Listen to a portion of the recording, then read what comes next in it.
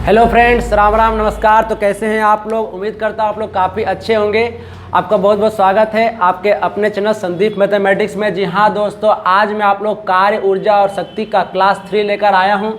आज यहाँ से टॉपिक स्टार्ट करते हैं। गतिज ऊर्जा यानी कि काइनेटिक एनर्जी और संवेग के बीच क्या संबंध है, relation between kinetic energy and momentum.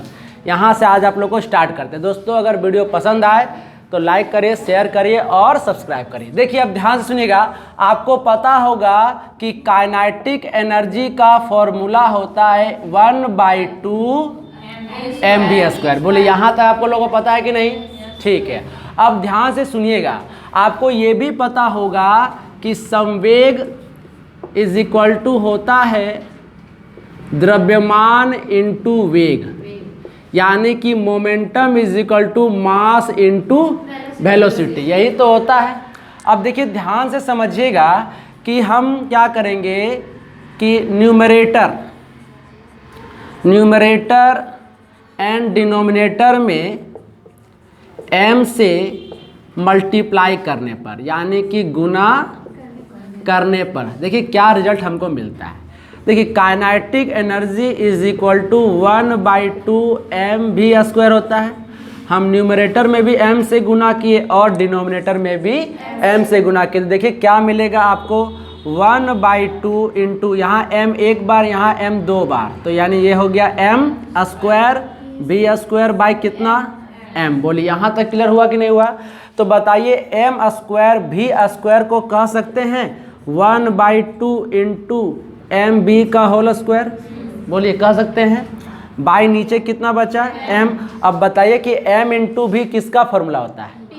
p means momentum, यानी कि हम कह सकते हैं कि kinetic energy is equal to 1/2 p² by m, यानी कि p² बाई 2m। बोलिए यहाँ तक आपको बात समझ में आया कि नहीं आया? यानी कि आपका जो काइनेटिक एनर्जी होता है वो मोमेंटम के स्क्वायर बाय कितना होता है? 2m होता है। इसका मतलब देखिए यहाँ से रिलेशन क्या समझिएगा कि काइनेटिक एनर्जी जो है वो डायरेक्टली प्रोपोर्शनल होता है मोमेंटम के स्क्वायर का। मोमेंटम के स्क्वायर, क्योंकि ऊपर का चीज़ है तो डायरेक्टली प्रोपोर्शनल होता है और नीचे का चीज़ इन्वर्सली प्रोपोर्शनल होता है। ठीक है, यहाँ तक बात समझ में आया? इसका मतलब क्या है, ध्यान सुनिएगा कि अगर आप मोमेंटम को दोगुना करिएगा यानी कि 2 टाइम्स करिएगा तो काइनेटिक एनर्जी 4 टाइम्स हो जाएगा। कैसे हो जाएगा 4 टाइम्स? देखिए अगर आप मोमेंटम को कितना गुना कर रहे हैं, 2 गुना करेंगे तो 2 का स्क्वायर कितना हो जाएगा? तो काइनेटिक एनर्जी 4 गुना होगा कि नहीं होगा? अगर आप देखिए मोमेंटम को अगर 2 गुना करिएगा तो याद रखिएगा कि काइनेटिक एनर्जी कितना हो जाएगा? 4 गुना। आखिर क्यों हो रहा है? क्योंकि स्क्वायर का डायरेक्टली प्रोपोर्शनल होता है। तो संवेग को दुगना करने पर काइनेटिक एनर्जी कितना गुना? 4 गुना। तो उसी तरह से बताइएगा कि अगर हम संवेग को कर दे 3 गुना, यानी कि 3 टाइम्स, मोमेंटम को कितना कर दे? 3 गुना, तो बोले काइनेटिक एनर्जी कितना गुना हो जाएगा? 9 गुना। यानी कि काइनेटिक एनर्जी जो है वो आपका हो जाएगा कितना गुना? 9 गुना। तो एक बात समझिएगा, कल हम आपको जो है वेलोसिटी पर भी कुछ क्वेश्चन कराए थे, अब मोमेंटम पर भी क्वेश्चन आपको बता रहे हैं। ध्यान से सुनिएगा कि जब काइनेटिक एनर्जी जो होता है वो भी वेलोसिटी का स्क्वायर का होता है कि नहीं होता है? इसका मतलब क्या है कि अगर आप वेलोसिटी को दोगुना करिएगा, वेलोसिटी को क्या करिएगा? दोगुना करिएगा तो काइनेटिक एनर्जी भी कितना गुना हो जाएगा? 4 गुना, क्योंकि वेलोसिटी का स्क्वायर तो 2 का स्क्वायर कितना हो जाएगा?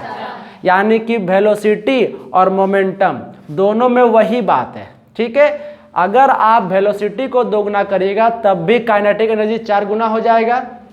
अगर आप संवेग को भी दोगुना करिएगा तो आपका गतिज ऊर्जा भी कितना गुना हो जाएगा? 4 गुना। दोनों में वही बात है।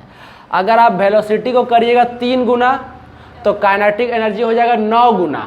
उसी प्रकार से अगर आप संवेग को भी करिएगा 3 गुना तो काइनेटिक एनर्जी कितना गुना? 9 गुना हो जाएगा। बताइए अगर आप वेलोसिटी को करिएगा 4 गुना तो काइनेटिक एनर्जी कितना हो जाएगा? 16 गुना। अगर आप संवेग को करिएगा 4 गुना तो भी काइनेटिक एनर्जी कितना गुना? अच्छा, अब उल्टा बात पूछते हैं, ध्यान सुनिएगा। आप कभी कभी उलट कर ही पूछता है, अगर काइनेटिक एनर्जी ही 16 गुना हो जाए तो वेलोसिटी कितना गुना है? 4 गुना। उल्टा पकड़ना है, यानी कि स्क्वायर रूट पकड़ना है। अगर आपको बोल दे काइनेटिक एनर्जी 25 गुना तो वेग कितना गुना होगा? 5 गुना होगा। उसी प्रकार से बताइएगा कि अगर काइनेटिक एनर्जी 256 गुना है, काइनेटिक एनर्जी 256 गुना है, तो संवेग कितना गुना होगा? बोलिए, बात को समझ में आया कि नहीं आया? अब इसी को एक क्वेश्चन के रूप में बताते हैं। चलिए देखिए, आपके बोर्ड पर अब आपको पढ़ना है पावर। पावर यानी कि शक्ति। देखिए, शक्ति किसे कहते हैं? कार्य करने की समय दर को क्या कहते हैं? शक्ति कहते हैं। ठीक है, यानी कार्य करने की समय दर का मतलब क्या होता है कि आप कोई कार्य कितना देर तक कर पाते हैं, उसी को कहते हैं पावर। बोलिए, समझ में आया कि नहीं आया? आप और ऊर्जा और पावर में क्या अंतर है? देखिए, आप किसी वस्तु को उठा सकते हैं, ये आपका ऊर्जा है, पर कितना देर तक उठा के रख सकते हैं, ये आपका है पावर। बोलिए, समझ में आया कि नहीं आया? ठीक, किसी वस्तु को आप कर सकते हैं, ये एनर्जी है, कितना देर तक कर सकते हैं, ये पावर है। बोले, क्लियर हो गया? अब ध्यान सुनिएगा, शक्ति भी कैसा राशि है? अदिश राशि है। शक्ति बराबर होता है कार्य बटे समय, यानी कि वर्क बाय टाइम। तो देखिए, P यानी कि पावर, W यानी कि वर्क डन, और T मतलब क्या होगा? टाइम। और आपको ये भी पता होगा कि कार्य का मात्रक जूल होता है, और T यानी समय, समय का मात्रक सेकंड होता है। तो हम इसको कह सकते हैं कि इसका मात्रक होता है जूल पर क्या? सेकंड। तो कभी कभी आपको जो है जूल पर सेकंड ऐसे भी लिखेगा तो सही है। बोले, क्लियर हो गया यहाँ तक? और जूल पर सेकंड को ही हम लोग कहते हैं वाट। क्या कहते हैं? वाट, क्योंकि शक्ति का मात्रक क्या होता है? वाट होता है। और वाट को ही हम लोग कहते हैं जूल पर। इसका और एक डेराइव्ड यूनिट है। देखिए, ध्यान सुनिएगा, डेराइव्ड यूनिट कैसे निकलता है। अभी आपको पढ़ाए थे, वर्क डन इक्वल टू होता है F इंटू क्या होता है?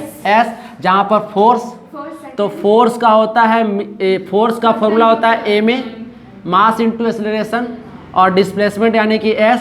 तो मास का हम लोग क्या लिखते हैं? kg, एक्सेलरेशन का लिखते हैं मीटर पर सेकेंड स्क्वायर, और डिस्प्लेसमेंट का भी मीटर लिखते हैं। तो यहाँ से वर्क डन का क्या हो गया? kg मीटर स्क्वायर पर सेकेंड स्क्वायर, ये वर्क डन का यूनिट हुआ। तो वर्क डन का यूनिट पता चल गया। अब नीचे में क्या है? टाइम। तो अब आप इसको क्या करेगा? टाइम से क्या करेगा? डिवाइड देंगे। तो टाइम का यूनिट क्या होता है? सेकेंड। तो ये फिर सेकेंड ऊपर जाएगा तो माइनस में हो जाएगा, यानी कि kg metre square second minus 3, यानी कि इसका एक और यूनिट होता है kg metre square second minus 3। तो जिसका यूनिट होता है उसका डायमेंशन भी होता है। तो अब इसका हम जो है डायमेंशन लिखेंगे, यानी कि बीमा। तो देखिए, kg का होता है m, कैपिटल M, मास, और मीटर स्क्वायर यानी कि L स्क्वायर, और सेकेंड है तो T माइनस 3, यानी कि ये हो गया आपका शक्ति का डायमेंशन। बोलिए, क्लियर है? चलिए इसको लिखिए और वहाँ से लिखना स्टार्ट करिए, तब आपको समझ में आएगा। किलोवाट से व्यक्त करते हैं KW, जनरेटर या ट्रांसफार्मर की शक्ति को किलोवाट से व्यक्त करते हैं। देखिए, अब आपको कौन सा पॉइंट लिखा है, याद रखिएगा कि शक्ति का व्यवहारिक मात्रक हॉर्स पावर होता है। ठीक है, व्यवहारिक मात्रक क्या होता है? और हॉर्स पावर जो है वो इंडस्ट्रियल यूनिट भी होता है, यानी कि औद्योगिक मात्रक भी होता है। जितना भी तरह का जनरेटर हो या मोटर हो, वो भी हम लोग हॉर्स पावर में ही मापते हैं। पता है कि नहीं? आपके घर में मोटर लगा रहता है तो मोटर नहीं बोलते 1 HP का है, 2 HP का है, हाफ HP का है। मतलब क्या है कि मोटर एक औद्योगिक मात्रक है। तो इस तरह का हॉर्स पावर जो है औद्योगिक मात्रक में भी इसको मापा जाता है। लेकिन उससे भी अधिक क्षमता वाला अगर कोई ट्रांसफार्मर या मोटर है, तब हम उसको हॉर्स पावर नहीं नापते हैं, तब हम लोग किस में नापते हैं? किलोवाट। किस में नापते हैं? किलोवाट में। यानी कि किलो का मतलब होता है 1000 और वाट का मतलब वाट, यानी कि 1000 वाट के बराबर मापते हैं। बात समझे कि नहीं समझे? चलिए अब आपको समझा रहे हैं, ध्यान से सुनिएगा। अभी आप पढ़ें कि work done is equal power is equal to होता है वर्क डन बाई क्या होता है? टाइम। और अभी थोड़ा देर पहले आप ये भी पढ़े थे, कल पढ़ाए थे पिछले क्लास में, कि वर्क डन बराबर होता है mgh। कुछ याद आया? तो वर्क डन बराबर mgh बाई भी क्या होता है?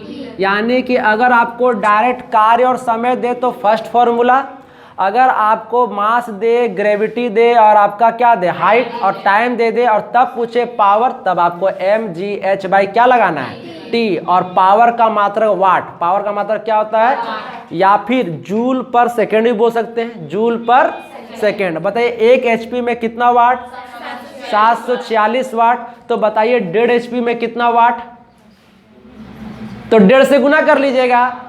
2 HP का बोलेगा 2 से गुना कर लीजिएगा। 3 HP का बोलेगा तो 746 को 3 से गुना कर लीजिएगा। समझ रहे मेरा बात को ना। चलिए अब जो है क्वेश्चन देखिए क्या दिया हुआ है कि मोहन का वजन तो 40 kg है, वो 10 सेकेंड में, यानी टाइम दिया हुआ है, 50 सीढ़ी चढ़ जाता है। अच्छा, प्रत्येक सीढ़ी का ऊंचाई कितना है, यानी उसका जो धापी है वो 15-15 सेंटीमीटर का है। तो बोल रहा है कि मोहन जो है उसका शक्ति क्या लग रहा है, ठीक है, यानी कि पावर निकालना है। तो सबसे पहले क्या क्या गिवन है पहले लिख लीजिए। मास दिया हुआ है कितना, 40 kg, टाइम दिया हुआ है कितना, 10 सेकेंड। उसके बाद देखिए सीढ़ी कितना चढ़ा, 50 सीढ़ी चढ़ा, और हर सीढ़ी का ऊंचाई कितना है।